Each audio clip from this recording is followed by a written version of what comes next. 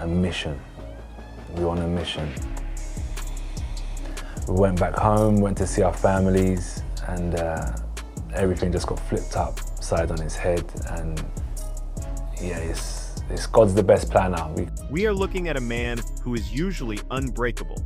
A man who stands in the ring like a gladiator, showing absolutely no fear and no weakness. But today, Anthony Joshua is stripping away the armor and showing us the raw, devastating reality of Greek. Welcome back to the channel, where we go beyond the headlines to understand the human stories behind the athletes. And this video you are about to watch is perhaps the most important and heartbreaking moment of Anthony Joshua's entire life. Not his career, his life. They're my friends, first and foremost. Then we became business partners, we became hustlers, we became lieutenants, we became generals, we became everything. We became housemates, we were living together. Do you know what I mean?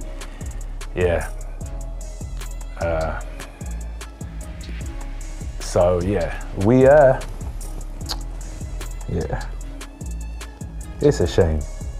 It's a shame. For the first time since the tragic accident in Nigeria that claimed the lives of his close friends, Lat and Sina, AJ has stepped in front of a camera to address the world. And let me tell you, this is not a PR statement. This is not a scripted apology. This is a man who has lost his left and his right hand. Literally and figuratively, he starts by saying, everything just got flipped upside on its head. And you can feel the weight of that sentence in his voice. He talks about going back to Nigeria on a mission, full of life, full of plans for 2026, only to have it all snatched away in a split second by something completely out of his control. What my goal is to continue to help them achieve their goals.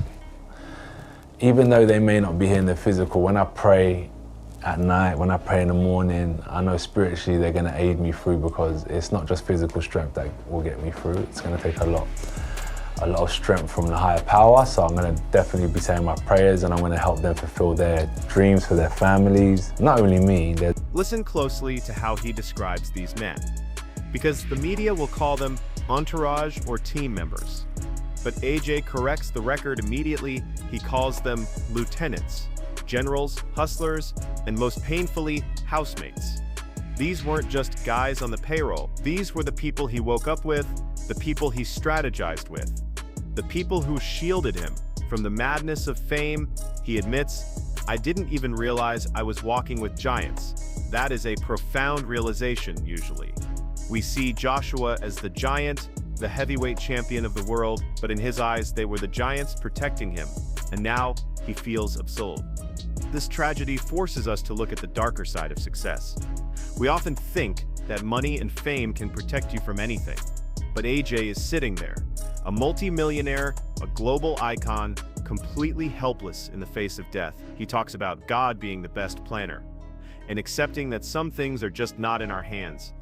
It is a sobering reminder that underneath the belts and the knockouts, these athletes are just human beings dealing with the same pain and loss as any of us, maybe even more so because they have to grieve in front of millions of people.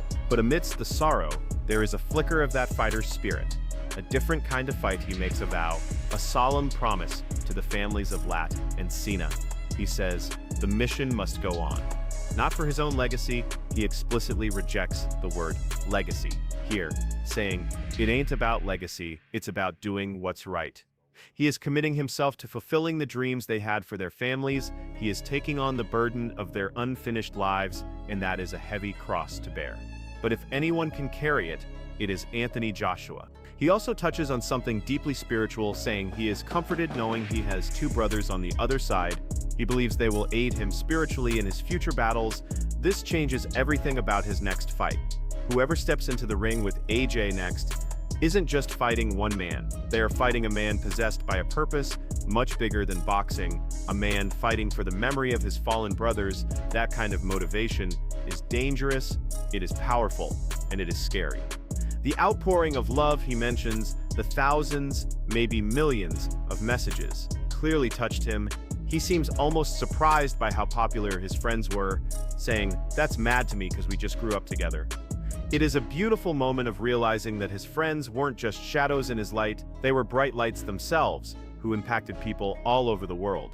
and he takes a moment to thank everyone, the YouTubers, the tweeters, the fans, on behalf of their parents, Mama Lat, Mama Sina, Papa Lat, Papa Sina, naming them personally, showing that this message is for them, not for the cameras. But the mission must go on. I understand my duty. I understand like what they wanted to do for their families. So what my goal is to continue to help them achieve their goals.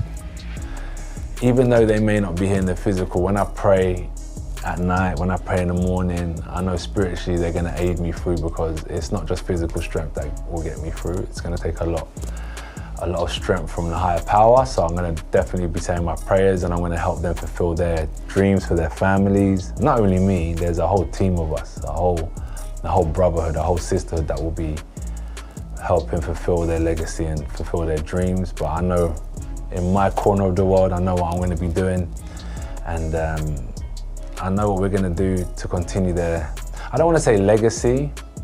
So where does Anthony Joshua go from here? How does a man recover when his support system, his shield, is gone? We are going to see a different AJ moving forward, a more somber, perhaps more ruthless AJ. He has tasted the bitterest part of life, and that changes a person. The boxing world is waiting for his return. But honestly, boxing feels secondary right now. What matters is that he finds peace, and that he finds the strength to honor that promise he just made. I want you guys to leave your condolences in the comments, not just for AJ, but for the families of the men lost. Let's show the same love he talked about in the video. This is a tragedy that transcends sport, and it reminds us all to cherish the giants in our own lives before they are gone. Stay strong, AJ. The world is with you. Don't forget to like this video to help spread this tribute, and subscribe as we continue to follow AJ's journey, not just as a fighter, but as a man navigating the toughest round of his life. I've known them as my friends, but they've built such strong characters over the years. So they must have really spent time working on themselves and bettering themselves and becoming the men they were today. And I'm sure their parents 100% are proud of them, because I am. So yeah, I just want to say thank you. We heard, we saw the messages, the tweets, the social media, the YouTubes, the prayers. It's all been acknowledged. So yeah, we know what we're gonna do. Mama Lats, Mama Sina, Papa Lats, Papa Sina, one love. You know, out here representing.